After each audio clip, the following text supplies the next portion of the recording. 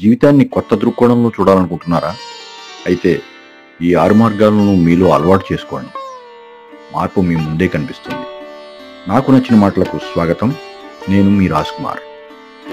మొదటిగా, వాస్తవాన్ని అంగీకరించండి. జీవితం ఎల్లప్పుడూ మన కలల మాదిరిగా ఉండదు. నిజాన్ని అంగీకరించడం ద్వారా మనసుకు శాంతి వస్తుంది. రెండవది, భావోద్వేగాలను నియంత్రించండి. కోపం, బాధ, ఆనందం సహజం. కానీ వాటికి బానిస కాకుండా ప్రశాంతంగా స్పందించడం పరిపక్వతకు సంకేతం. మూడవది, మానసిక ఆరోగ్యాన్ని చూసుకోండి. ధ్యానం, విశ్రాంతి ఇవి మనసుకు తేలికనిస్తాయి. ఇవి లేకుండా పరిపక్వత అసాధ్యం.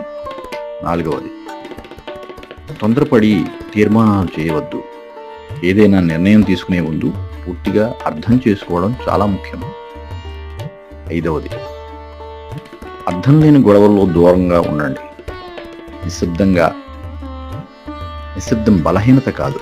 అవసరం లేని బాధల నుండి దూరంగా ఉండటం వల్ల మనం బలంగా ఉంటాం. ఆరవది, ఇతరుల ఆనందంపై ఆధారపడకండి. మీ ఆనందం మీలోనే ఉంటుంది. దాన్ని మీరే కనుక్కోండి, పెంపొందించుకోండి. ఈ 6 మార్గాలను పాటిస్తే జీవితం మారిపోతుంది, పరిపక్వత పెరుగుతుంది. మరి మనం జీవితాన్ని మరింత అందంగా అనుభవించగలుగుతాం. మళ్ళీ మంచి మాటలతో త్వరలో కలుద్దాం. అంతవరకు సెలవు మరి.